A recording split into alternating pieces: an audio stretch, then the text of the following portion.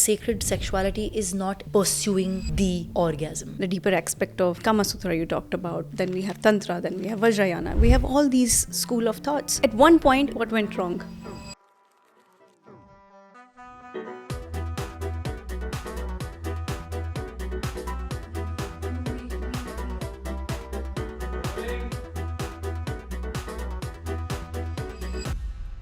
What is more intimate than kissing somebody's fear? Women, addicted to, trying to fill that void by meeting new men constantly. You will be surprised the stories that I listen to every single day. When things become sacred, they don't need to be secret. What people are getting triggered by on the outside, they secretly and quietly want to do. If the trauma is coming or has been created sexually, there is also medicine in the sexuality.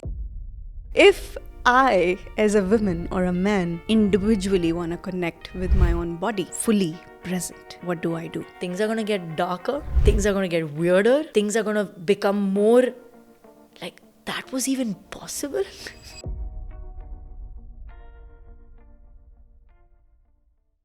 Hi, my name is Natasha Kumar and I welcome you to the first episode of Into the Beyond with Natbot. When I started Into the Beyond, when the concept came into the play, it was just rising from my own desire to dive deeper into topics that society often whispers about. And I realized that more often what we whisper about is the ultimate truth in the society. And subconsciously, we're all trying to dive back to that whole center. And this particular topic of sacred sexuality is just another whisper that we have all around. We whisper about this within our families, we whisper about this within our society and in our friend circle. But the scariest bit is we whisper about this within our own head as well. So it's time for that to come into light, and hence I chose this topic to talk about sacred sexuality because it's so needed in the society today. And nobody better than Meher to talk about this topic. Meher is this profound medicine that when you're in her presence, she makes you feel that essence within your own divinity. And I found this medicine of Meher to be truly, truly profound.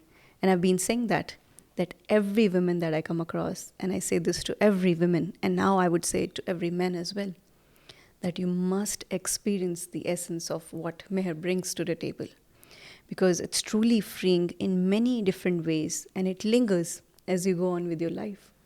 So I welcome all of you watching this to dive deeper into this dialogue and this conversation that society often whispers about. And I welcome you all to come into this deep, profound experience with me and Meher into deep, spiritual, sacred sexuality. So, Meher, here we are. Tell our audience today who you are and why are you so passionate about talking about sacred sexuality. So I see myself now as an embodiment coach. I have spent many, many years of my life dancing professionally and understanding the ways of the body. I think it is a natural progression for me to arrive upon understanding my sexuality and collective sexuality more deeply, because I think it is very much in tune with the ways of the body. And I think that the more deeply we understand and build relationships with our sexuality, I think the more we are able to also grow and evolve spiritually. I get to experience that. And when I say this to everybody, and I say this with full humility and deep, deep love, that Meher is medicine, right? And it's very rarely to talk about people like that. That there are some people that are medicine for the world, and we are sitting here with having this conversation because A, I really wanted to have this conversation, but B, I truly felt the deep essence of who you are and what you talk about in the world, in one of the trips that we collectively went to, right? And that whole thing just opened up something in me that I kind of that's lingering, right? So, and I have deep desire to know that more deeply, and nobody better than you to talk about that, Meher. So tell me, what is sacred sexuality? I mean, I do understand, like I have a very basic idea of it, right? If we need to kind of dive deeper into this, how does this differentiate from like basic understanding of how the society knows as sex or sexual pleasures or any of it? Like, how does this differentiate? So I think that sacred sexuality is already something that is no, it's not new. Mm. It's old. Yeah. It's old in the sense that all major religious philosophies, religious systems, spiritual ideas, somewhere have touched upon this idea that there is more to sex than what meets the eye. Now, in today's world, where sexuality seems to be something quite confusing, it seems to be that the more options we have, the more confused we are Yeah. about the potency of the energy of our own sexuality. Yeah. And the reason I like to kind of bring in this perspective of sacred sexuality is because this is a lens through which we see sexuality. Yeah.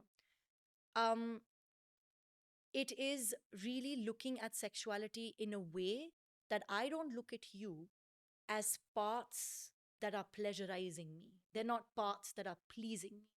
You're not my relationship with you or my interaction with you is not limited to the pleasure that I may seek Yeah. outside of this interaction, Yeah. or within the constraints of, sexual interaction or intimacy. Yeah. For me, the way I see it, and I know that there's a lot of other people speaking this language, I'm not alone in the world when it comes to this discussion on sacred sexuality.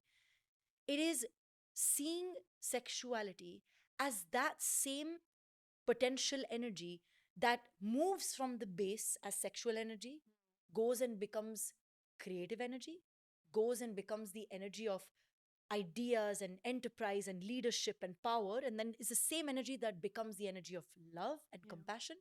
It's the same energy that becomes the energy of authenticity. It's the same energy that becomes the energy of connecting to other people without biases and, judgments. Yeah. And it's the same energy that connects us to singularity. You may call it God, you may call it consciousness, you may call it the divine, whatever you want to call it. So, energy isn't something that is restrained to the idea that, oh, this is good energy and this is bad energy. Yeah. Energy is energy. Yeah. Only that it is vibrating at different states in different ways. And when you recognize that your sexual energy is the same energy that you draw up from the lower realms of your body or the lower realms of your being Yeah. into the higher realms of your being, you will recognize that it is sexual energy that can transform into the energy of compassion even. So it isn't centered through these different layers. It isn't led in a way that it is kind of, it isn't a hierarchy. Yeah. It isn't a hierarchy. Instead, it is almost like the energy is moving in these vortexes, in different ways Yeah. that gives you a chance to see and recognize how energy is moving through you, Yeah. how it is how it is um how it is creating these different kinds of experiences in your own being. Yeah. So sex can be looked at in many ways, right? So what you're trying to say, Meher, from where I'm understanding, that this is just a lens and a perspective that you're putting towards that thing, and that energy perhaps doesn't have a nature of its own. I mean, it's the core essence of what that chi, or many call it chi, many call it energy, many call it kundalini energy, for that matter of fact, right? Mhm. We are looking at that same energy from that lens of saying, hey, it is the same essence of the sexual energy that we have, that we can utilize as a tool to kind of keep the potency high within whatever we do within this human experience, and then of course expansion into a different space and reality. Now, for many, this is very difficult to chew, Mm. because we come from this deep understanding, and I'm talking about my conditioning, right? I'm coming from my space. We in Indian society have a deep conditioning around sex, sexual energy, the good girl syndrome, right? I do have a big good girl syndrome, wherein it's like, oh my God, this is not how we are meant to be. Mm. But when we read our scriptures, when we know the deeper reality of things, Mm. you're like, oh, I can't look at this from a judgment space. Mm. This is so pure and pious in a very different light altogether. So when somebody is looking at that from that lens, how does one perceive? Because it's very difficult to chew. Mm. It's like, This cannot be right. This is like, it's a bad thing. Like in society, that's what when we were growing up, we were told that watching movies like that, talking about sex, even to the fact that we didn't understand any of this in our schools, in our ecosystem, from our mothers, perhaps, Mm. talked about the harsh, harsh reality of things. To somebody who's conditioned like that, Mm. how do they perceive this reality? This is so interesting because the there are two things I believe that are absolute truth, at least in the way that we're living this 3D reality. Mm-mm. One is that each one of us is going to emerge from sex, Yeah, which means that you and I cannot exist and be having this conversation if it wasn't for two people having sex. true. And the second reality is that we are all going to die. So, for me, from the way I see it, the things that are the most obvious Yeah. seem to be the most tabooed. It's very strange. Yeah. And if sex is so profane, then every single action that is going to be in my life or going to be in your life is profane. Mm. Nothing is worth it then. Nothing is worthwhile because this is my origin. Yeah. Now, I understand when you say and you talk about this good girl syndrome. I really do understand it. My mother was convent educated. Mm-hmm. So I was, of course, told to be a certain way. Or you're going to meet one man, you're going to marry him, and you're going to have the rest of your life with this one man. Mm. My father, on the other hand, gifted me the Kama Sutra when I was probably 14 years old, Oh, wow. 14, 15 years old. So there is a very different kind of, way that both of them Yeah. perceived sexuality, Mm. perceived being a woman, perceived, pleasure. And I think that a lot of this does boil down to what the belief systems are of our parents. And a lot of what actually gets repressed about sexuality is not what they're saying, it's actually what they're not saying. It's the idea that everything has to be behind a closed door. Mom and dad cannot even show each other intimacy in front of their kids. Because, oh my God, what type of parents are we if we get intimate in front of our children? Even if it's a hug, especially in the Indian culture, even if it's like a long embrace, or if it's looking into each other's eyes, or even if it's a kiss, it's something that is hidden. So it's actually quite the opposite of sacred, it's secret, right? And I think that the minute you start to educate and dialogue, it's more than anything, it's dialogue. It's not too difficult to understand. But the minute you start to dialogue the obvious and start to bring it out of its shadow, you can start to see the real light on it. Yeah. And the fact is that shadows cannot exist without light, True. right? So, all this shadow that is on sexuality is because sex is pure light. It is sacred. It is pure light. Our origin is from this light. This is why this dialogue is important. Because most people are in the same experience that you are in. And I would say parts of my life have also been shaped by those dialogues and, those opinions. Yeah. But it is the readiness to go into that darkness of what is the problem with sexuality. It's the readiness to go into that darkness that gives us a chance to bring it into the light. Yeah. And we need more and more of this for it to be able to come into that light. So what you're sharing is normal. Yeah. Yes, isn't this the story of every second person? It is. Maybe every person, in the majority actually. You very rightly said, I think when we were kind of getting ready, you said that, when something becomes sacred, it comes out of the whole darkness aspect of it. You said something really profound. Can we remember that? Yeah, it's Yeah. I said that when things become sacred, they don't need to be secret. They don't need to be secret, and Yeah. that's like so profound because Yeah. it's always been hidden. I was just looking at I did a regression a while back, and they were like, remember the most beautiful childhood memory that you have. Instead of me having a memory about myself, I just had an image of my parents kissing. And when I remember Wow. that, I was like, even as a child, just seeing them kiss each other and being happy in front of us was just so profound. And I never get to witness that after that. I was like, okay, that was the only moment I had where I was like, okay, this is okay. Yes. After that, there was nothing. There was this big shadow around all of this where I had to kind of find my own ways around it and navigate, because I realized that as women, it's your inherent nature, but you're supposed to suppress it all the damn time. And I was like, how do I navigate this whole thing? But the trigger happened when you kind of get into spirituality, and that's where you start looking at this from a very different lens. Yeah. But you know what, I've not been able to, like, I've studied all of this, and there is the deeper aspect of Kama Sutra you talked about, then we have Tantra, then we have Vajrayana, we have all these school of thoughts. At one point it was such normalized in a society. What went wrong? What happened? I think, being a student of esoteric studies, one of the things that I would not want to do is to overstep any boundaries when it comes to religious or spiritual philosophy. But I also want to simultaneously say that the reason that these transmissions Yeah. don't happen so openly now is because it is easy to make sex an escape. Mm-mm. It is easy to make it an escape. It is probably one of the most pleasurable things in this life. And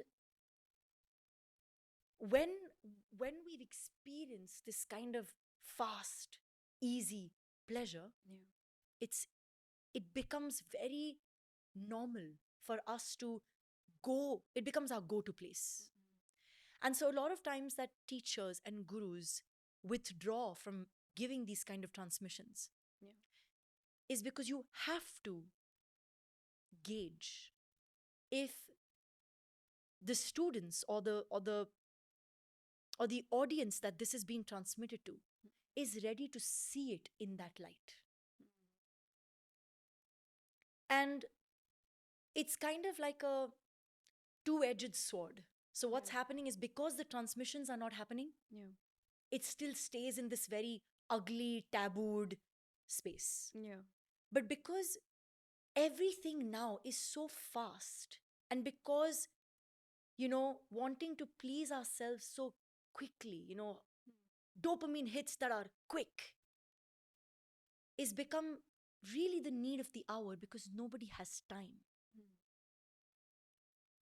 That is also creating now that vicious cycle of the transmissions not happening. Yeah. So it's back and forth, Yeah. right? To cultivate sacred sexuality, one needs time. And to have time, one needs to slow down. The premise of discovering the many realms of a person, Yeah. their being, it takes time. This takes time.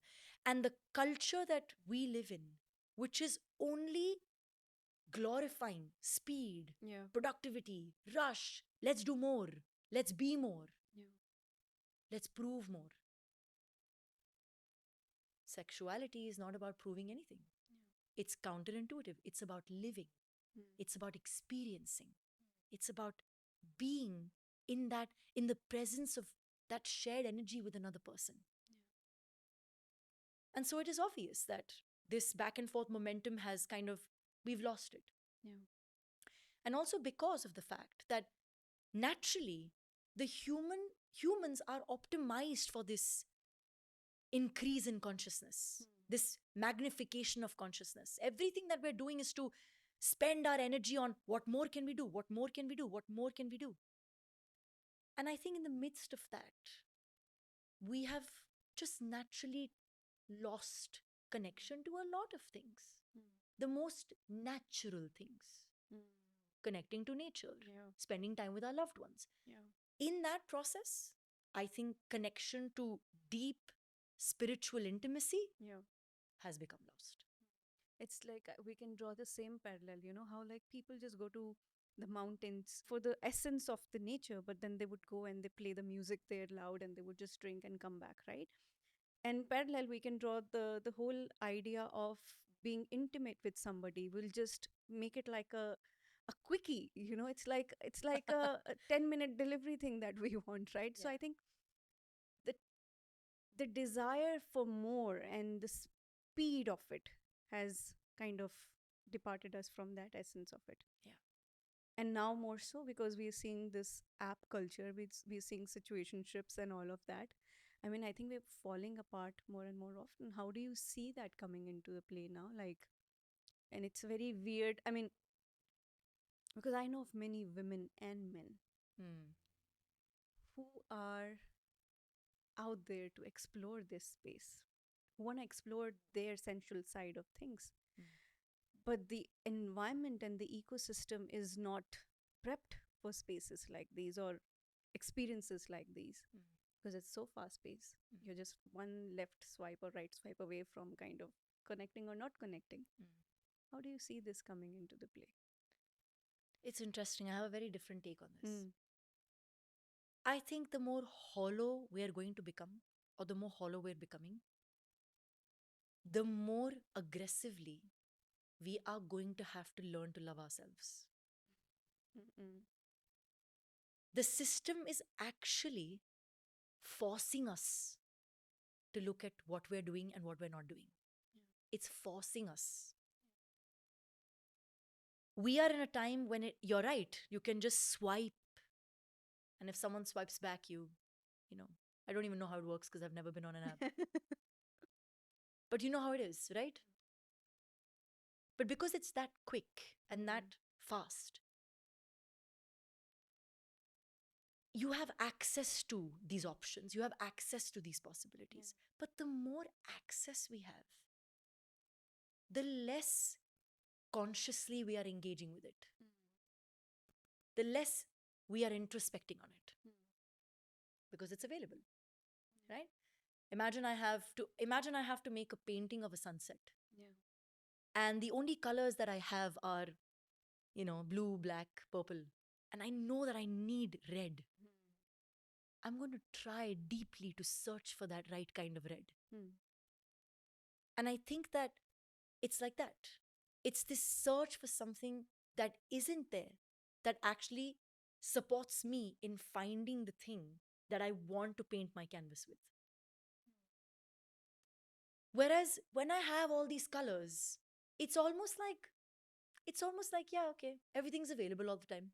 And we hear this often with parenting even, we hear this dialogue that, oh, don't spoil your kids. Yeah. Let them struggle for something, let them work for it a little bit, you know.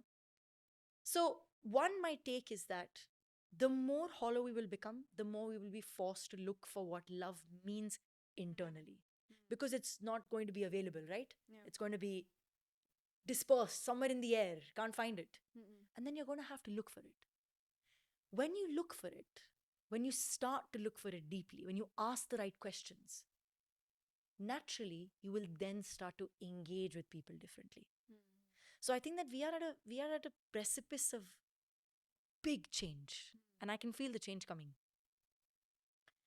Simultaneously, it's not going to take away from that really dark, dense, lonely, uncomfortable energy. It's not going to take away from that. Yeah. But we must go through that, right? If I have to discover what it means to love myself, I will have to go through the fire to understand it. In the same way, if I have to forgive somebody, I have to be presented with a situation that somebody's done something for me to be able to forgive them. In the same way, we will only come back to conscious relating when everything falls apart. So I'm actually looking forward to the system falling apart even further. Yeah. And selfishly, I want to say we must capitalize on the system falling apart. When I say that, it's to bring back, I wouldn't say bring back, not always, but bring a way that works for us, where we can blossom multidimensionally, Yeah. where our relationships can blossom, and it is agreeable that our careers can blossom, and it is agreeable that we have time, and it is agreeable that we can love ourselves amidst all of that. Yeah. So for me, I think it still has to fall apart much more for the true, real change to happen. Yeah. I mean, we are seeing that radical shift, right? And even in the microcosm of things, we see that only after a breakup you realize your own importance, right? And we see in the microcosm of things, and you're talking about the larger paradigm shift that I don't know if you're going to live to see that or not, but then it's going to happen whether we. I'm not going to say whether we like it or not. We're definitely going to like it because it's for the ultimate good, apparently. Uh, oh my God, Meher. I mean, like, every single time I talk to you, I'm like, okay, that's another way of kind of thinking about this, right? And I remember, and the reason that I'm bringing on my own personal aspect to this whole thing, because I remember being extremely triggered by your presence, you know. And of course, we can joke about it now and all that. Yeah. But I remember, and the reason that I'm bringing this out because what's what we are not ready to put out, we will be pushed to put that out. And if we are aware, and if we can become aware of the trigger and the person triggering us, and we can look at it from a zoomed in lens, I think there is something beautiful hiding there. Mm. And that's very collectively what you also talked about, that the fact that we are lonelier than ever, the fact that we are, while there are options available, but there are no options available. Mm.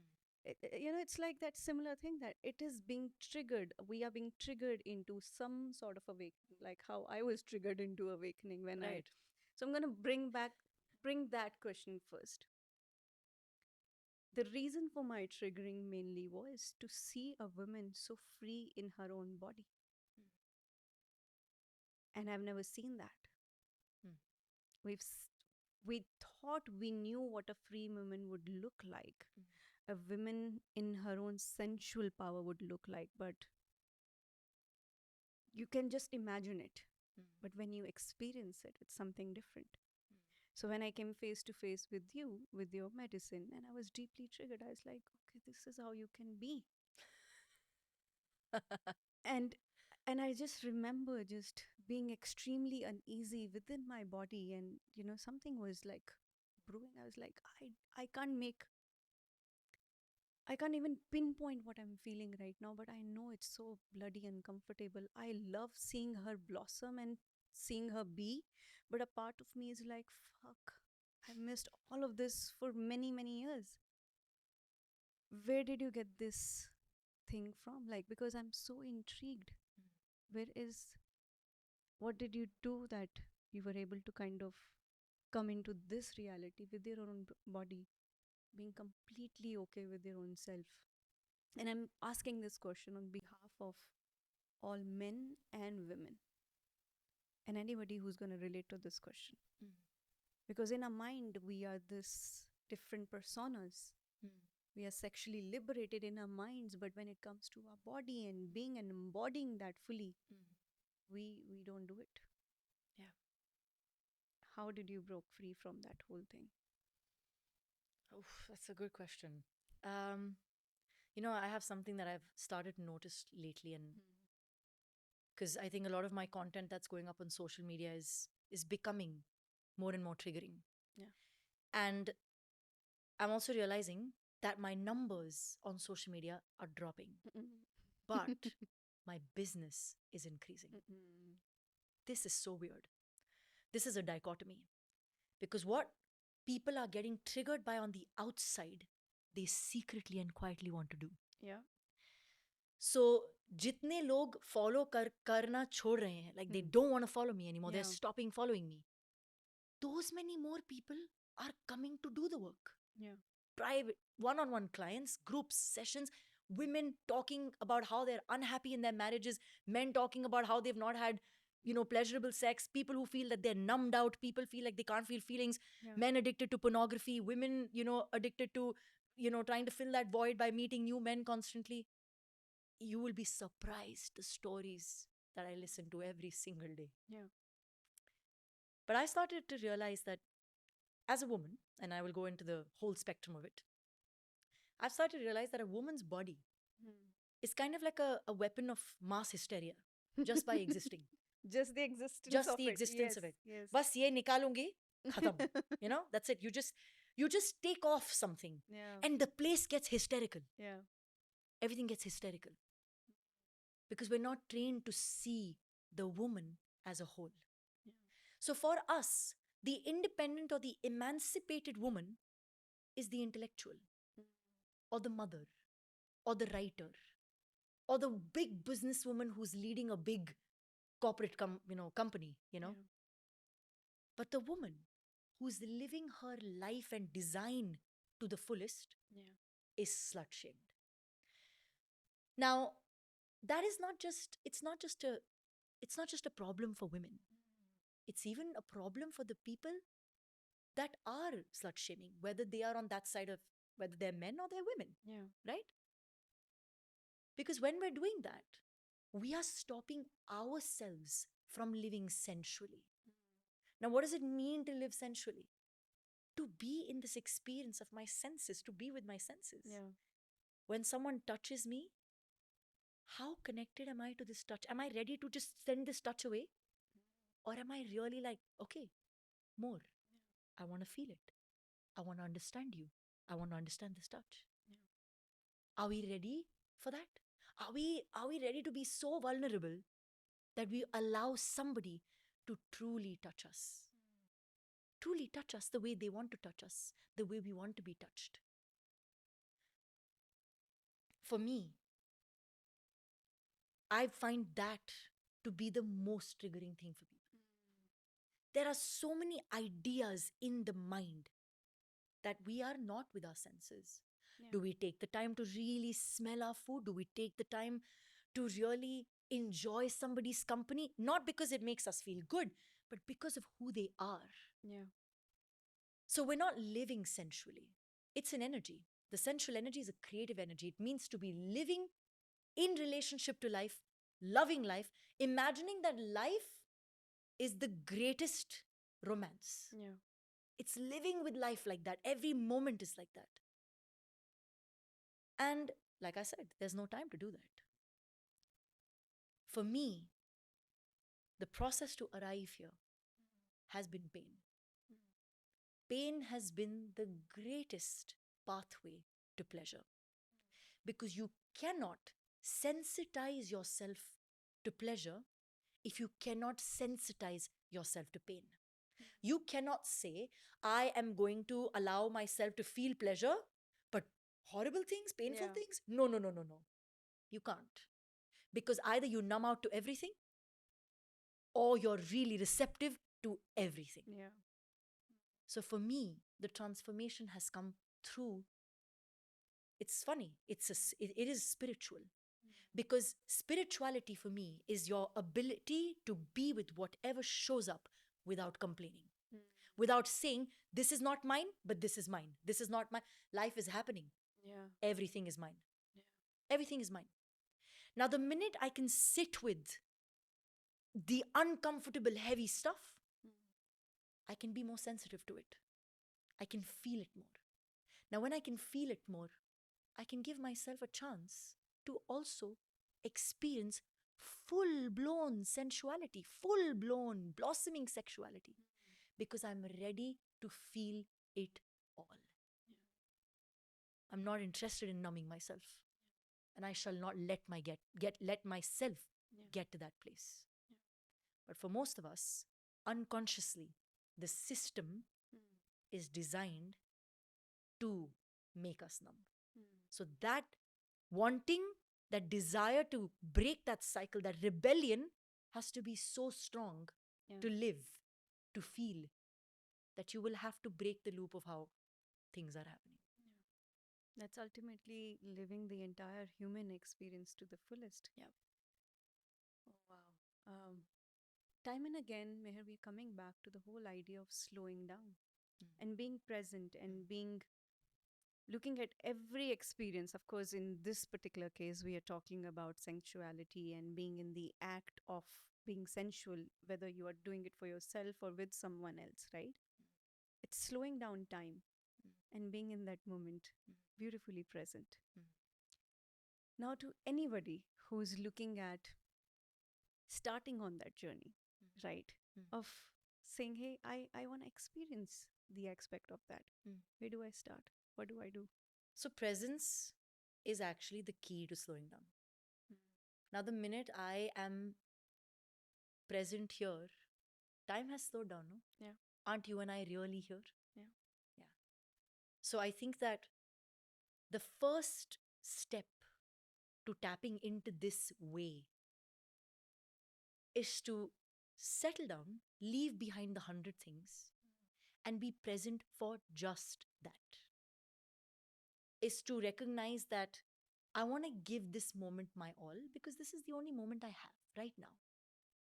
And so I think that the minute we say that we're offering our presence to something, we're putting everything else aside. But you see, we do this for work. Yeah. We do this for, our careers. We do this for other important things. But it isn't taken as seriously for intimacy. Intimacy usually seems to be this thing that happens between things. Two important things. In the middle of that is intimacy. But if this became as important, then you'd give your presence to it. You'd pause for it. You'd, in a way, I don't want to make it sound like this, but you'd schedule it into your life and say that, hey, this is going to be time for intimacy. Everything else is going to be off. That is the starting point. And everything else from there moves organically. We're not going to arrive at sacred sexuality immediately. Yeah, not putting this in your calendar, like just not like being very clear like that, but yes, being completely honest and present and doing this for yourself and with your partner.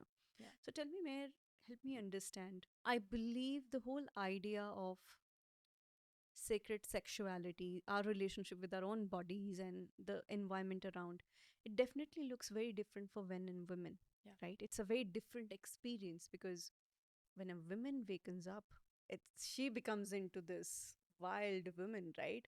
And when a man wakes up, he becomes this, I think I like to put a gentle, nice, teddy bear kind of a person, right? How does this look differently for men and women? I think one of the greatest factors that probably distinguishes sacred sexuality from mainstream sex in the way that it is being sold as a commodity Yeah. is that sacred sexuality is not pursuing the orgasm. It's not the pursuit of the peak. Yeah. It's not the pursuit of the peak. Whereas I think in our day to day, sex almost kind of irreplaceably goes with equal to ejaculation or orgasm. Yeah. When a woman starts to arrive in her own power and starts to recognize the impact of her sexual energy, because she's connected anyway to the void, right? The womb is like a void. And because she's connected to that void, she's connected to possibility. She's connected to the fact that something can be amplified inside her body. This is why the process or even the experience of a woman's orgasm is very different than the experience of a man's orgasm. Because her body is designed for amplification and amplification and amplification if she recognizes her power. For men, it's different. For men, they tend to lose energy. It leaves their system if they keep ejaculating because that's the way that their bodies are designed. But now, men believe that they can only experience an orgasm in that way. Whereas the pursuit, it's not even a pursuit, it's a being. The being of sacred sexuality is about understanding that two people are here to have a journey versus focusing so much on where that journey is going to end. For example, I'll give you real life examples. Say in the times that I've had sex or been intimate with somebody, I would often stop midway to say, is this all you've got? But not in a physical way. Like, is this the deepest that you can connect to a human being? Is that all there is? Is this all you want to show me? Is this all that you are? That's it. And I think Sacred sexuality is an invitation to go beyond that's it, where you're there numbed out in a process because you need to gratify something for like 3 seconds. Find gratification for those 3 seconds. But you ask the questions. You ask the questions. Because it is a discovery that when two people do meet each other in union, they can touch the superconscious. They can. It is a path. And so that question for a man, for example, can be very triggering because immediately that question will be, is it not good enough? You know, aren't you liking it? Yeah, but it's not so simple. It's not about liking it. It's about the experience. What is the truthfulness of that experience? What is the potential and the exchange in that experience? And so, because for men, everything is so performative. The nicer watches you have, the nicer cars you have, the big house you have, the cities that you've traveled makes a man in this world. Sex for a man also becomes like a performance. Either it's a performance or it's a giving up too soon. Either way, it's the same thing. For a woman, it almost always stays like something unfulfilled. It almost stays like, but I didn't ever experience that connection. I never experienced that depth. So it's very different the way the man and the woman perceive it and the way that their bodies are designed for the experience also. But when both of them are wise enough to stop chasing the end product and to truly want to curiously navigate each other's being, who says that in a sexual experience, strong emotion can't emerge? Who says that in a sexual experience, somebody can't break out into a loud anger? All of this can happen. Somebody can really break down. Somebody can have a reliving of old trauma. Sex is such pure energy that anything can happen. But because we are so scared of being ourselves, we have a very unidimensional experience. It stays very flat. But the minute I'm authentic to who I am and you are authentic to who you are, and I let you be who you are and you let me be who I am, now we can start to have a real experience. So this is, for me, really the authenticity of it all and how we're coming into it, consciously. That I want to, and this is something that I think that I carry with me very deeply, that when I make love to you, I want to make your life better. When you make love to me, I want you to make my life better. We can through, if our actions, day-to-day actions, like how are you okay, have you eaten, if these actions are all towards caring for a person or showing our care to a person, then sexual intimacy is also a way for us to make somebody's life better. But we're not thinking like that. We're not thinking like that. That's the deepest, for the lack of better words, I think respect and love we can offer is the gift of our presence in that moment with somebody, right? I mean, it's so interesting to hear this, Meher, from that lens. Now, for somebody, now I'm coming back to this whole idea of individually as a person who's trying to get on this path and want to start. And when I was prepping, for this conversation, and one question that came to me from several women was about a shame and second about their own sexual triggers. Majority of the women, and now I believe men too, have gone through sexual traumas in their life. And when we just, although the essence of this is the most profound essence, but we kind of got into the essence of this with trauma. We were introduced to this with trauma. How do we flip the script? Where does the narration shift? That it's okay.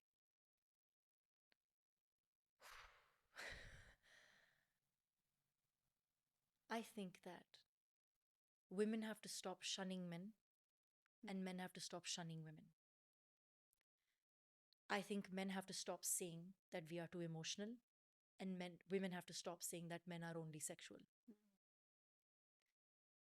Because it's not true. It's not true at all.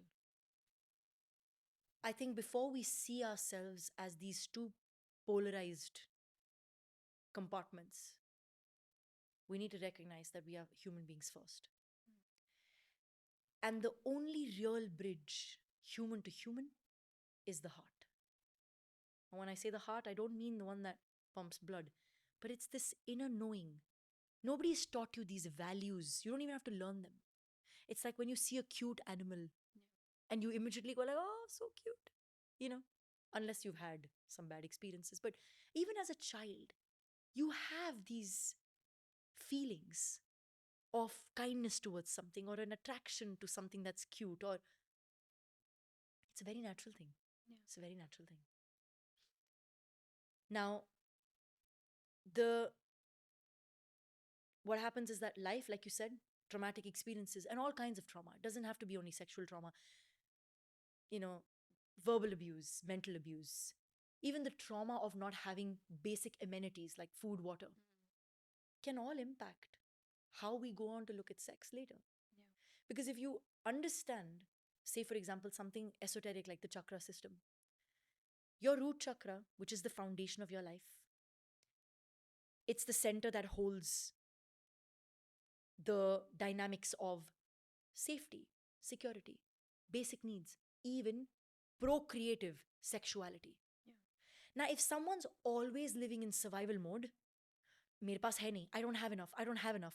Like, I need money, I need food, I need a house. If you're always living in survival, you think you're going to be able to even think about something like sacred sexuality? No way. No way. You have to first meet your basic needs. And for most people, those basic needs are met in the form of frustrating encounters. Because everybody's surviving. So when they meet people, when two people who are struggling to survive, when they meet each other, they use up each other. They use each other as a way to release this frustration, get rid of this stress and aggression. And that's why the attention has to first be on us building the foundation of our own existence here. It's the first and the most important thing. Because if I'm always living in that mode of survival, I'm never going to have deep relationships with people. It's impossible. Impossible. So it's important to look at, that's why I said the system is actually questioning us and asking us to look within ourselves. Now, if I look at how I can improve the quality of my life, naturally, I will then only think about how I can improve somebody else's life. Right? And in doing so, I have to recognize, I have to admit that my struggle is as difficult as your struggle. So as we start to understand that struggle and work to improve the quality of our own life, really basic needs, is when we start to kind of open the doors for something more to happen, something different to happen. And understanding that in that we are all together. So when I meet, for example, when I'm messaged on social media, and when someone tells me something ridiculous, why? Because they're reading my sensuality to be me being easy. They'll message me like things like, okay, so can we meet? Or do you want a sugar daddy? Or whatever. I don't see that as a problem. I see that as an opportunity. An opportunity to educate somebody. So I don't get hard and instantly say, how dare you talk to me like that? Or like, I block you, I hate you, or whatever. I see that as an opportunity to say, I am my own sugar daddy. And instantly what you get in return is respect. What you get in return is not more weirdness. People start to understand that.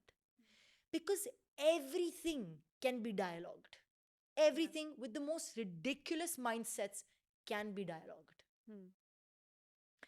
And so that dialogue, that conversation of when you feel like someone's thinking a certain way. Like, I know for women, they get so triggered when men talk about things in a certain way. They're like, how can you talk about women like this, objectifying them all the time? Instead, this can be an opportunity to have a different kind of conversation. Hey, so why do you do this exactly? What is it about this that interests you? Curiosity.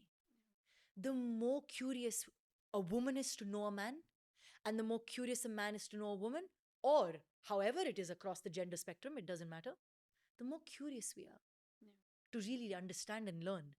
It's like, I won't say rose color tinted glasses, but there's a line. When you cross that line of understanding, the world becomes completely different, and it becomes so fluid and so beautiful, because beyond that line there is our traumas. Beyond our line is the trauma and the conditioning and the stories that we tell ourselves. Oh, look, I was abused when I was like 8, and I can't have great relationship with men or my body.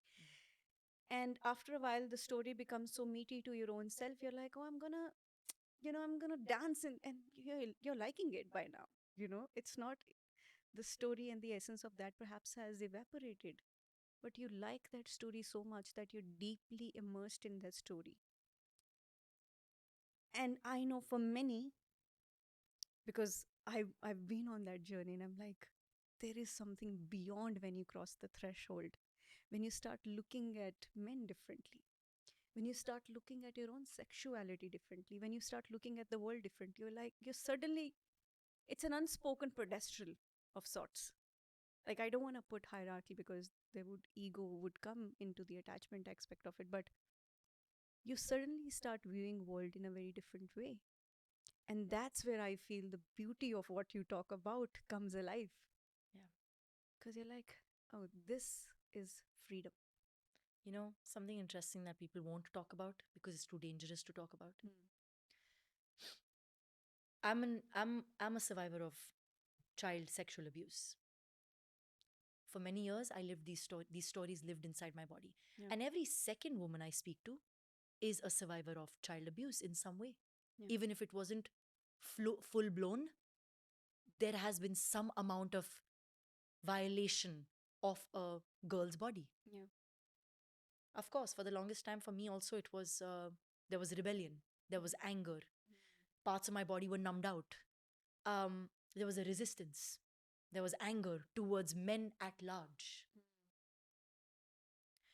But something that they won't tell you, which is dangerous to talk about, if the trauma is coming or has been created sexually, there is also medicine in the sexuality. Yes. And I know I might get beaten for saying this, but I'm only sharing from my lived experience. Yeah. You know, trauma doesn't live only in the mind. I mean, it's a memory, yes, but it lives in the body.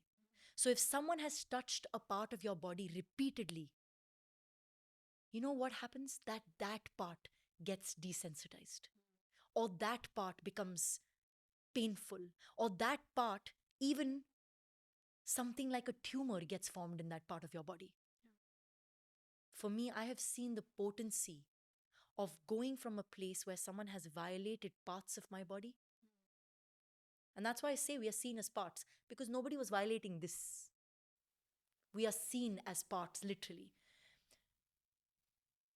I've gone from being in that place to having the memory strongly in my body for years and years of parts of my body being violated, to then asking a partner to literally use his hands to heal these parts.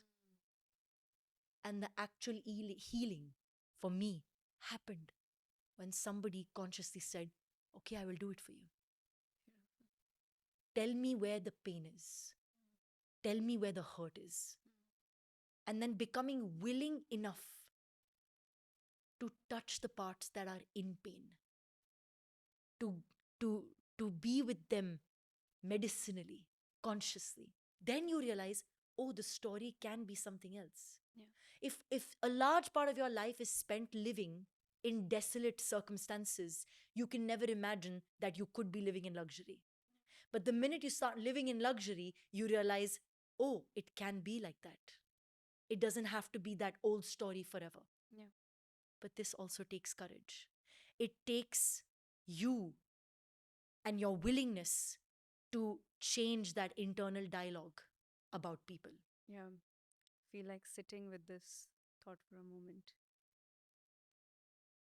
Because I see, somebody the other day, Meher, was like, Natasha, I smoke up this cigarette. And she was holding the cigarette in her mouth. She's like, every single time I put the cigarette here, I blame the cigarette. But it's not the cigarette to be blamed. Hmm.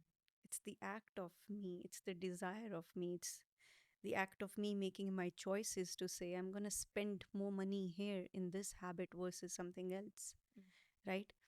Similarly, it's like the essence of that potent sexual energy is alive, and we've made this hoo ha around it. Mm. The society has made a hoo ha for sure, the religions have made the hoo ha. We in our own head have made that hoo ha around it. Mm. But when you kind of start, it's like clearing out that thing, and then you get to that essence. It's like we seek that in, I'm gonna say it, we seek that in temples, Yeah. but the temple was always somewhere else. It's like coming back to that essence and touching those aspects of you that were violated once. Yeah. you know and for any man and a woman to be able to experience that, I think they've got it. What awareness, what realizations. That is it. That is the sacred in the sexuality. That is the whole sacred aspect of it. That's it. When I'm with your body, when I'm with your mind, when I'm with your heart, I'm with a reflection of the divine. Yeah. And I'm not saying this to divinize something, to destigmatize it. But you see how it brings emotion alive into you right now? It's because this is who we are. Yeah. This is what we want. We don't want to be used. And we don't want to use other people. Yeah. We don't want people to be trash cans for our sexuality. Neither do we want to be trash cans for somebody else's sexual desires and fantasies and repressions. No. Yeah. Even if there are fantasies and even if there are desires, we want to be treated with respect. We want to be treated with dignity. Yeah. And that's the bit that seems to have gotten, I wouldn't say lost, but murky. It's murky. You know? It's kind of unclear. And so it's so true when two people become medicinal for each other. Also, we have to take away time as a constraint for this to happen. Yeah. A lot of people think that, oh, to have this depth with somebody would mean a forever. No. A doctor treats you when you're sick, but a doctor is not in your life forever. You're not married to the doctor. You're not married to a doctor. Hmm. You don't have to carry that doctor with you forever, but you will always respect and value what the doctor did for you, Yeah. cured you, healed you. In the same way, why can we not become somebody's healing, Yeah. even for 2 days? And also, if we are in this age and time where we are swiping to meet somebody for one night, can I not be your medicine for one night? Hmm. Can you not be my medicine for one night? We try to hide behind this idea of, oh, I want a fully healed person. I don't want a project. I don't want you to be my project, and I don't want to be your project. But we are all in process. Nobody's perfect. It's never going to Yeah. happen. Yeah. So if it's never going to happen, can I bring my authenticity and say, listen, I'm a fuck up. So are you. So let's just be real. Hmm. Let's be real. Can we be real, Yeah. even if it's for one night? Yeah. Can you treat me with respect, even if it's for one night? Can you love me and care for my body and my desires, even if it's for one night?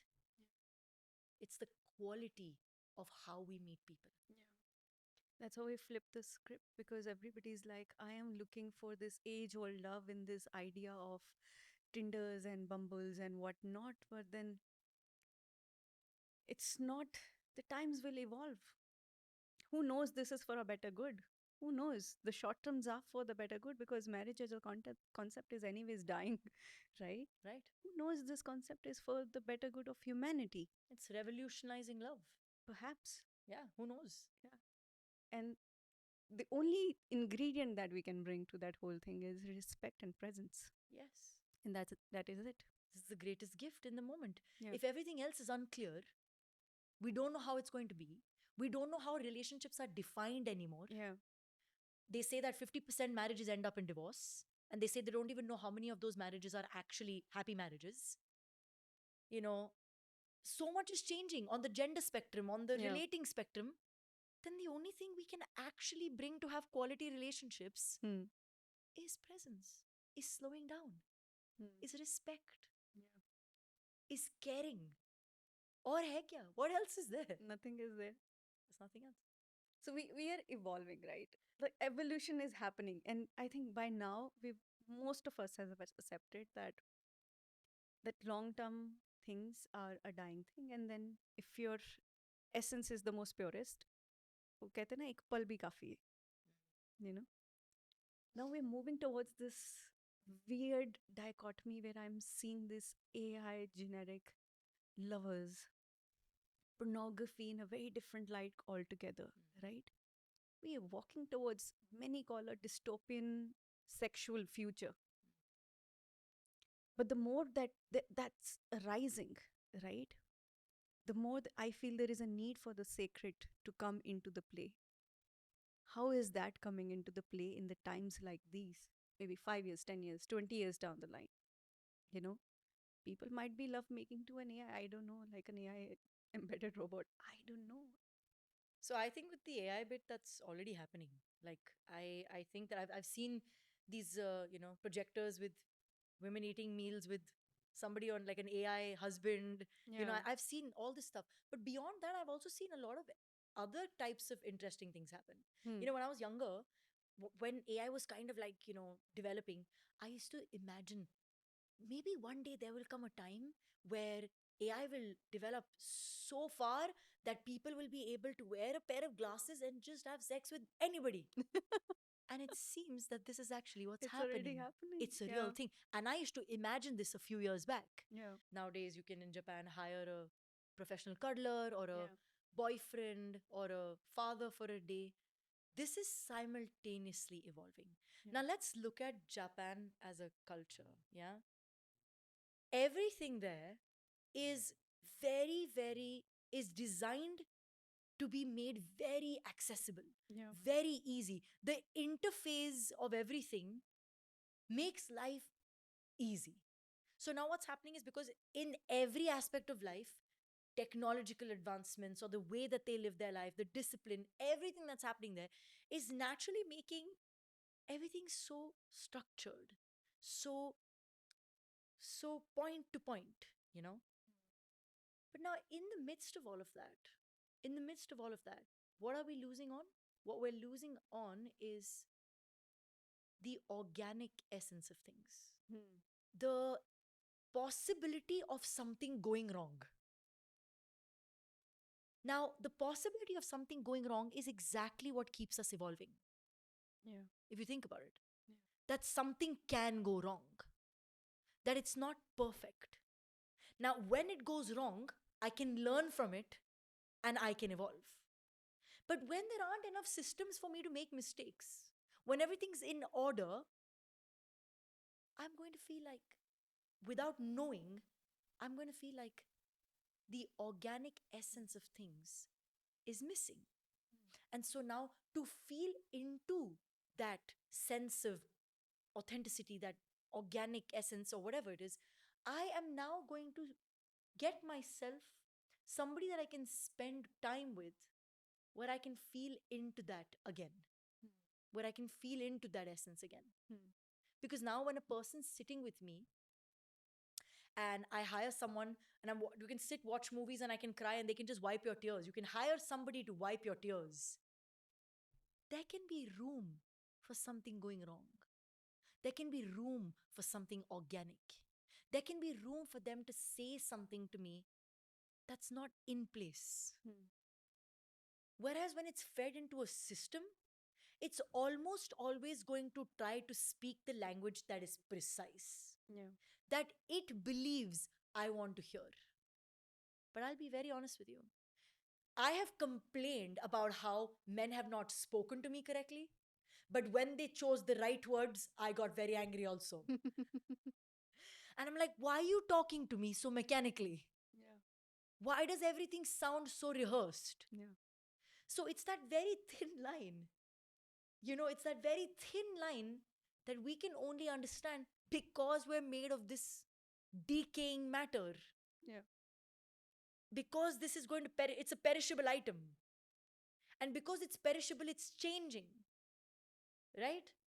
And so it's the fact that it is not stuck in time that makes it such a sensitive vessel. And so, yeah, all of this is going to happen. And it is surely going to happen. We are going to seek for joy and intimacy in technology, which we already are. You don't have to be with a bot that you can have sex with to be understanding that you are getting your hits from technology. You're still getting your hits from technology. Even when you're like scrolling, you're getting your hits from technology. Whatever it is, you're getting your hits from technology. It's happening. But in the midst of that, there's also going to be that whole idea that something doesn't fit, something's not right. And I'm nobody to speak about how it's going to evolve. All I know is that, like I said, it is going to make it stranger and stranger and stranger. And there is going to be that realm that is going to evolve, and it's going to happen for sure. Things are going to get darker, things are going to get weirder, things are going to become more like that was even possible. But in the midst of that sense of not belonging or that sense of feeling like there's a piece missing is going to continue. Now you make a choice. You either understand what that piece is or you evolve to become somebody else. The choice is going to be yours. That's when they say, we can't just. The whole aspect of sacred sexuality, it is not just the sex aspect of it. It is the evolutionary understanding aspect of it and being okay with it. Like, we could have easily been sitting here and being talking about, oh, AI is not going to be good because we're going to lose out our own essence of within our own bodies and all that. But the fact that you're okay with it, the fact that you're okay with it, that's the evolution. The fact that you're okay with it. We might have AI sacred sexuality someday. Who knows? And Meher is going to teach that. And we all will be signed up. No, I like, think it's the bots that will be teaching us. my Who God. knows? Who knows? Who knows that we will we might lose our way with love and intimacy so far Yeah, that we'll have the bots reminding us what love is about. perhaps. Who knows? Perhaps. Let's see. The fact that you're okay with it, the fact that this path makes you okay with it. It's, if at all there is an outcome of getting onto this path, Yeah. this is it. That I'm okay with it. So be it. Me wanting or not wanting is not going to change anything. Exactly. All I can impact is the way that I see human life. Yeah. My human experience. That's the only way I believe that I can impact things. Yeah. Until we are here, in the form and shape that we are here in, we are going to be asking these questions. And say, even if a few people, if this sparks something, even in a few people, then maybe our encounters in the outer world with people will be different. Yeah. Because somebody heard this conversation and went like, I went on a date today. I cared about her, or I cared about him. Maybe that changes something. Yeah. We can only Interesting. hope. So now, Meher, let's come to a little bit of, I like to call it the juicy part of it, right? And why the juicy part? Because again, I keep going back to the time I had the opportunity to spend that time with you and learn from you, right? I remember one session that we did wherein you were like, guys, I'm going to put on some music, and you have your sisters in front of you and you let yourself loose. I was like, what does she mean by let yourself loose? I was like, oh my God. And then you enacted your expression in front of us. And all of us girls in that room were like in awe, and we were like, dude, this is how you can express.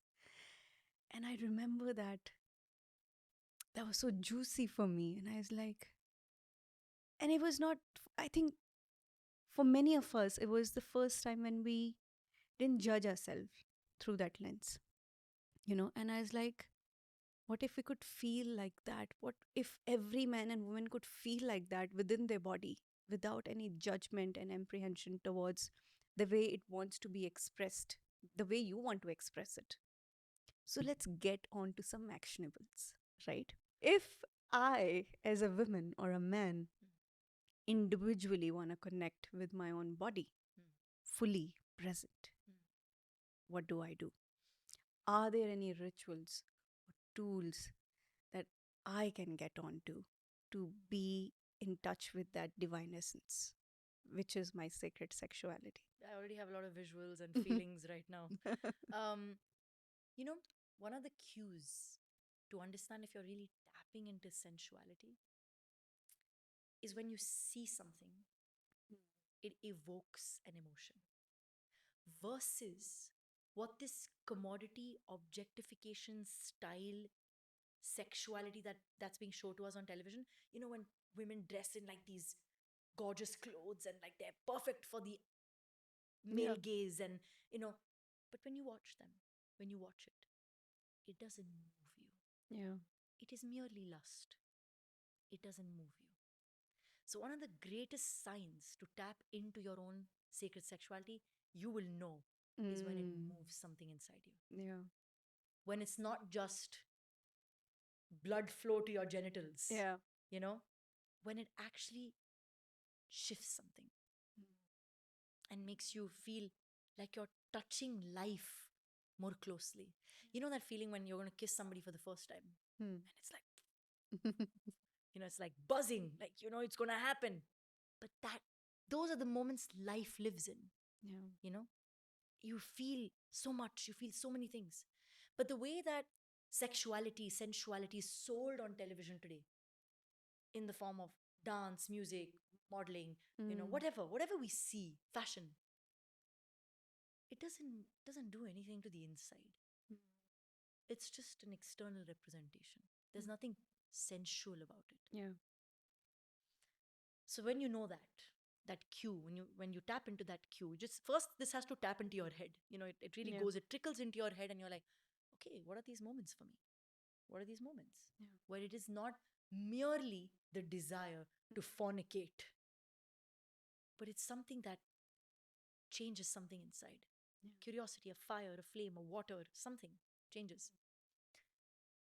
For me, being in the body is one way of doing that. Now, whatever that means, if that means coming into your body by dancing, coming into your body by singing, by playing, being more playful. But one of the things that I like to give as an example is, say, for example, you and I are in an intimate experience, and I ask you, what is the one thing that you're scared of? And you tell me, what is the one thing that you're scared of? Being seen. Now, when you tap into your body, when you tap into your body, where do you feel that fear? Where do you sense that fear in your body? I sense it here. Okay, now imagine I kiss this part of your body, right? What is more intimate than kissing somebody's fear, right? You see, that is what intimacy is built on. So simple questions that allow your partner to come into the body. And now you know that they're scared, that fear lives in the center of their body. Just putting my hand on that part of their body is a chance to show them what real intimacy is about. Because I'm not afraid of you being scared. I can hold your fear. I can be here with you. And so dialogue is a great way to do that. I saw that juicy breath.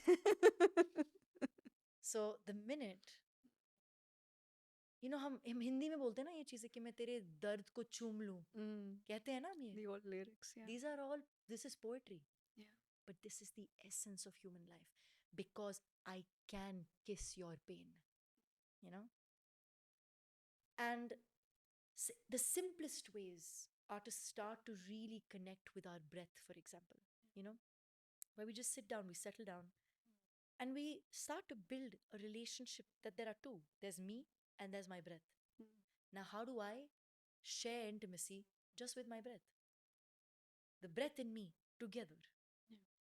This dance of life. How can I feel into that? Now, if you give yourself a chance to feel your breath, actually, because most of us are, tell me you're really breathing. You're not really breathing. And in cities like this, Yeah. we're not really breathing. Um, so if we're not even really breathing, and if I stop to say, I want to have a relationship with my breath right now, okay, and I really start to romance my breath,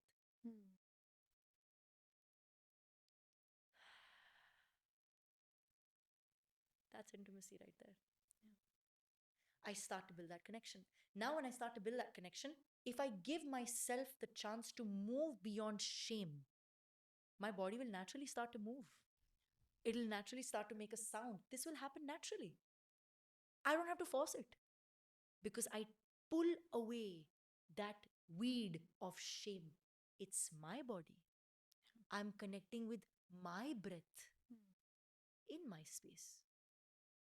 अब किसी और के साथ shame के आगे तब बढ़ेंगे जब I can be outside the bounds of shame first with myself. This is why we're all meeting people and having sex, but it's all shameful. It still feels like shame. Yeah. It doesn't feel like we really lived it. It's over, you know? So that's why intimacy is required to also break those layers of shame. So when we start to like really connect with our breath, naturally we'll start to feel like, oh, energy is moving. Now, when it's moving, it's not going to just be like stuck. This idea of just sitting closed and only breathing, where is the breath going? Only nose to throat to ribcage and belly and out. Why is it not going to my feet? Why is it not going to my hands? So, the more in body experiences I have, the more I'll be able to send shame out. Because if for so long shame has been in my body, for so long, I'm going to have to move the body and alchemize the shame for it to get outside of my body. And so, breath is a great way. So, when you sit beside someone and you deeply look into their eyes and you both breathe together, just breathe together. This is ecstasy right here. I don't need to put anything inside. You don't need to take anything inside. This is ecstasy right here. If I allow it. But we are so vulnerable, we cannot even look deeply into the eyes of other people. We can't. I've had so many complaints in my life where I would ask men, are you making love to me or is there somebody here? You know? Yeah. We cannot even do that. So the minute we look at each other deeply, without any fear of being seen, then we can love each other. Right? See, that's the medicine of Meher, as I say. You know, now everybody's getting the medicine of Meher. I've been vocalizing that since I'm. You're so right. Don't you want to be loved? I mean, Doesn't everybody want to be fucking loved? yeah, No? yeah. But we don't say it. We don't say it. We don't say it. We don't We say it. pretend like jitna hai wo theek hai, chal raha hai jo bhi hai. Huh. That brings me to this next question. I know many are going to be watching this, and whoever is watching is in a long term, duty driven relationship where the act of making love becomes a duty or procreation. How does one spice things up and say, hey, let's meet. Let's meet somewhere else, Let's meet each other at a different frequency. And how do we prep to get to that frequency and how do we meet at that frequency? See, Beyond the duties and the children and all of that. I hear you. It's a difficult one, huh? You see, procreative is natural, right? But there's nothing about our life that's natural in. We wake up late. We don't sleep through the night. We work the whole day. We don't eat at sunset. There's nothing natural now. AI is not natural, right?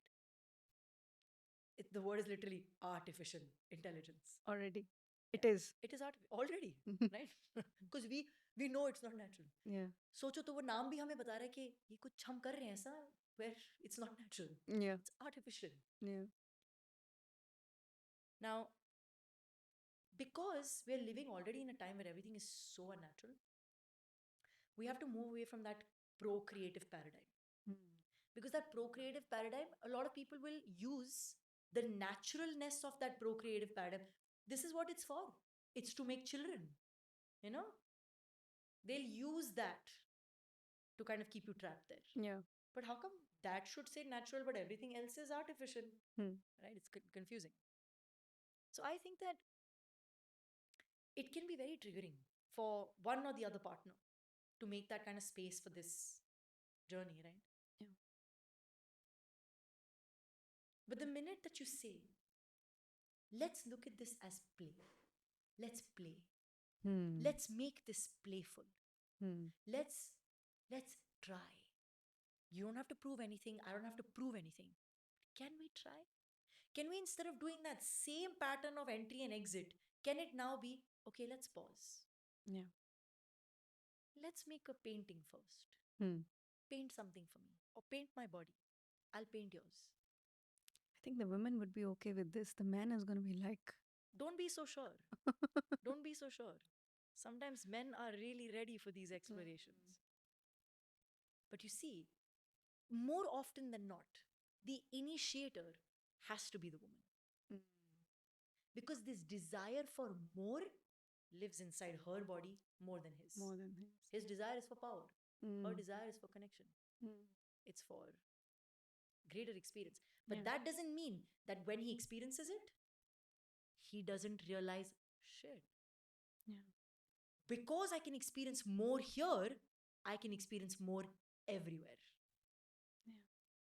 But the initiatress is mostly the woman because she knows that there is more. It's available to her.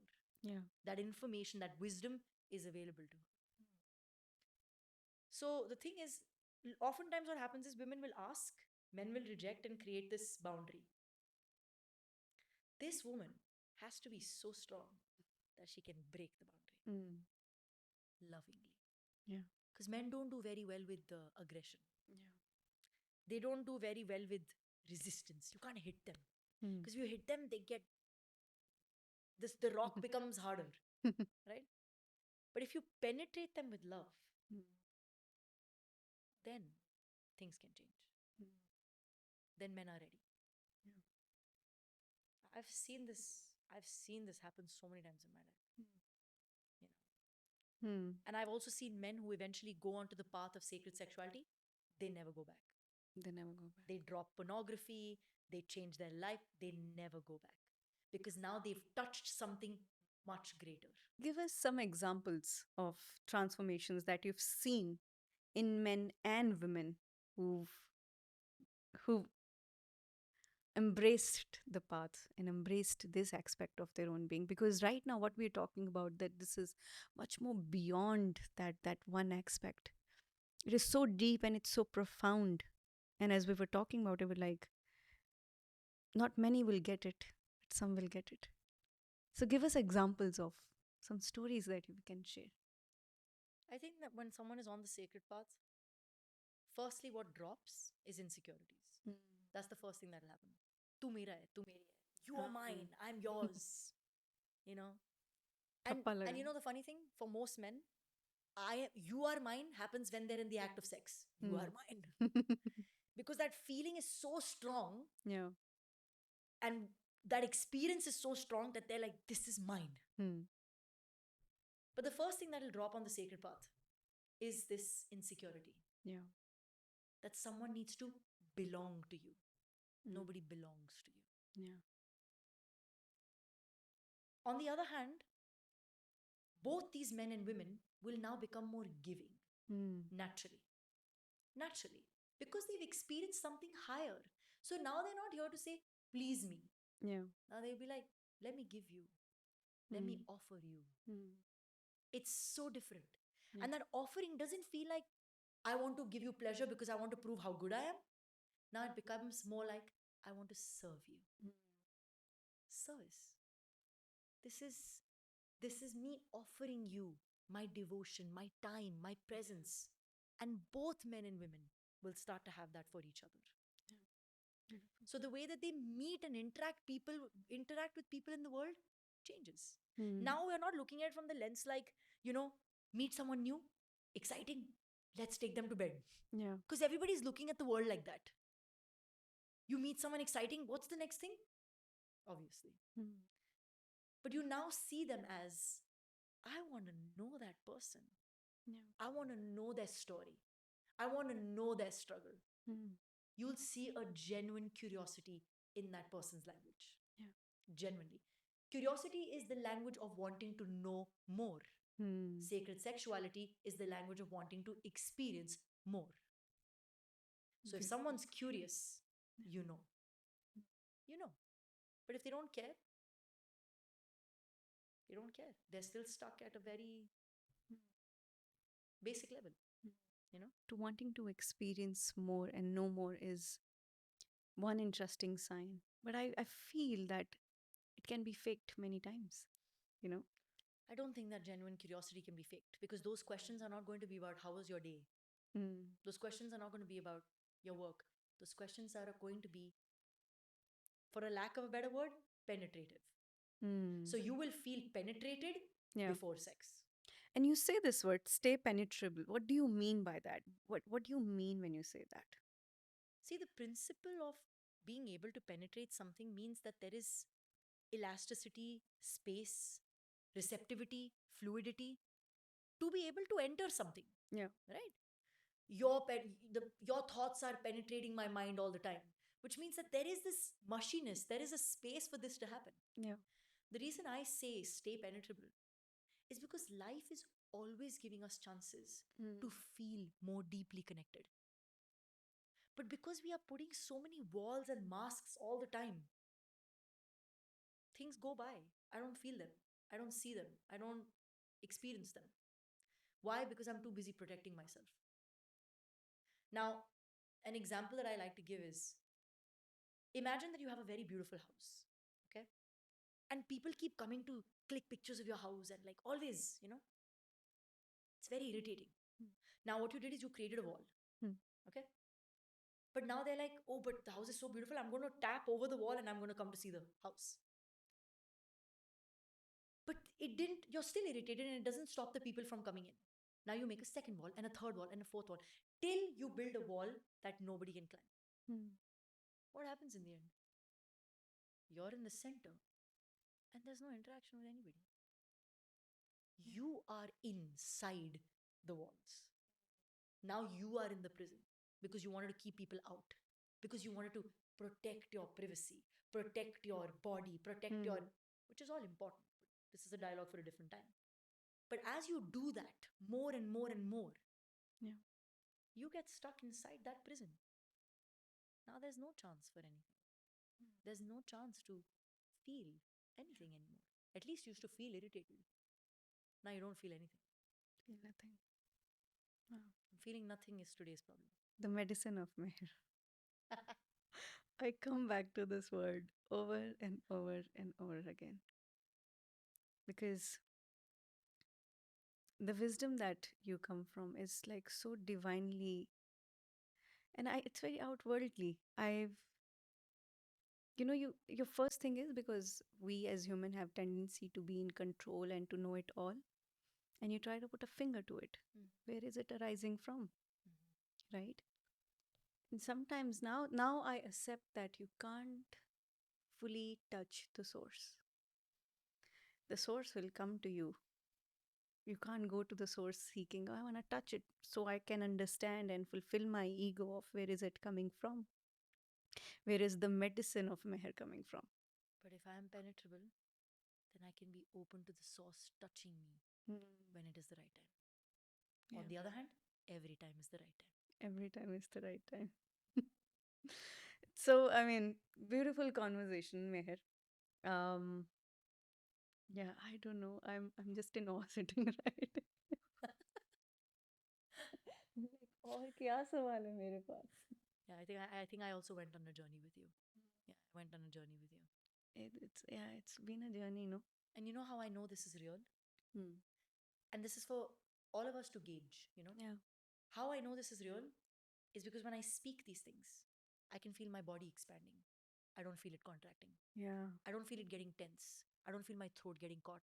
I don't feel nervousness. I don't feel butterflies in my tummy. I feel expansive. I feel calm. I feel like there is pleasure available right now. That's how I know that it's real. It's not something I'm making up mentally. Yeah. And that's why I think that all of us need to come back to make that connection with our bodies to ask it, "Kya ye sach hai? Do I want this? Does this feel good?" Because we've lost that connection with our bodies. And it's always there. It's always there, waiting for always us there. to come back to that center and say, hey, feel me for once. Yeah. Experience me for once. Yeah. Because we are seeking that experience elsewhere than here. Yeah. But can I come back to this?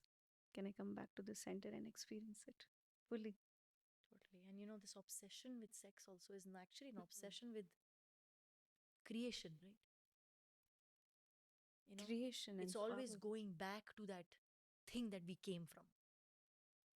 Think about it. Yeah. It's the act Yeah, that go on. Yes. we come out of that act Yes. and we are obsessed with that thing Yeah. because we always want to go back to the thing we came from. Yes. So it's the obsession with singularity. One. It's deeply psychological to think about it, that, it's the subconscious aspect of us all Yeah. trying to tame it, trying to talk about it, trying to overly do it, trying to not do it. It's coming from that shadow because Absolutely. jana to wahi And hai. it's also what we did with God, right? Yeah. Same thing. Yeah. We try to fit God into some, ये हाथ हैं, ये कपड़े पहनते हैं, ये भाषा बोलते हैं, ये करते हैं. We Yeah. try to fit them, we try to fit God into our own ideas. Same way. Same way. We went through all of this journey, this dark hole, to reach where? To reach where? Did we respect our bodies? Did we respect other people's bodies? Did we nurture them and care for them? To arrive where? For what? All this shame and guilt, for what? What does it do?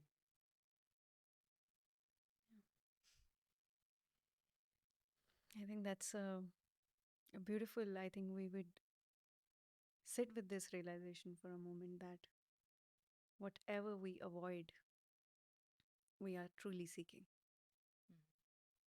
And in our avoidance is this deep desire to be seen, to be felt, and to be nurtured again of that same womb that we came from. Yes. And everybody's just trying to go back to the womb, It's the truth. dabbling with it, It is what it dancing is. with it, fighting with it, going is back what to it the is. womb. And that's the essence of what you also teach, Meher. I mean, all I have to say is, and to all the men and women, especially to women, and I've been saying that since I've met you the first time, I've been saying that every woman should experience Meher, because just being in your presence, and I'm not just saying it for the sake of saying it, because I've I felt I touched God when I saw you. It was like, you don't feel it with everyone, but when you feel it, you're like, it's not even Meher. Yeah. It's You're right, it's not. not even It's Meher. not. It's no shape and form. It's no shape and form. But you were the channel that came through. And when I was in your presence, I was like, every woman needs to experience that. Because with that comes this profound freedom. It might not come immediately, because for me it is coming in slowly. It's like the rasa that I taste every single day when I get up and I'm like, "Oh, another day." It's like Wow. the experience of that. And it's not like a drastic 360 shift that happened. It was slow, it was calm, it was quiet. And it's here. I can feel it now. And you can't put a finger to it. It's so interesting. I heard a woman say, you can always tell when the water is any water body, you can tell that the water is from the sea Mm. because it'll be salty.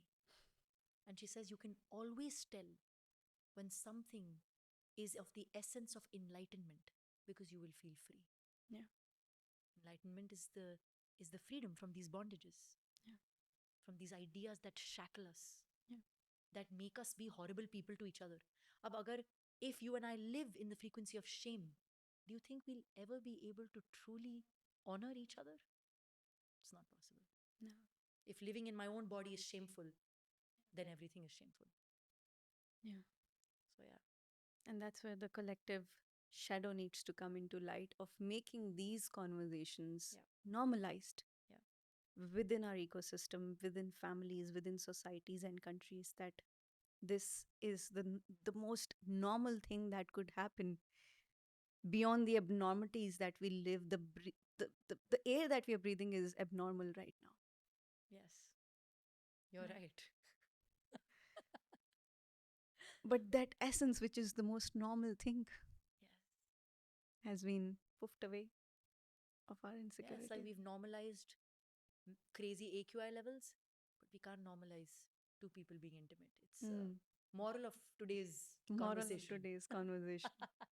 Oh my God. But yeah, thank you so much for this conversation, Meher.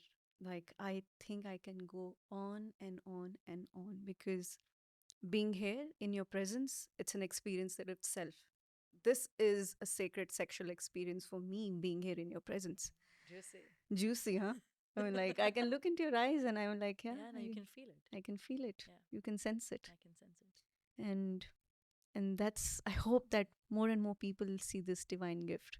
And thank you for having this conversation and having it with such an open heart.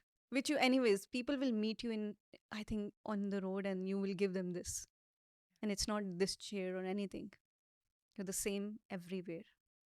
And I've learned so much from you. And I hope more women and men learn this from you, and you keep teaching this, and you be in your guru presence all the time. And we all are gonna be like a life well lived, because we saw the essence through you. Thank you for having And I me. say it with my full heart and deep I humility. receive it with an open heart You receive it with your open heart. and an open womb. Open womb. Fully open for you, baby. Thank you so much, Meher. Thank you so Thank you much. so much for doing this.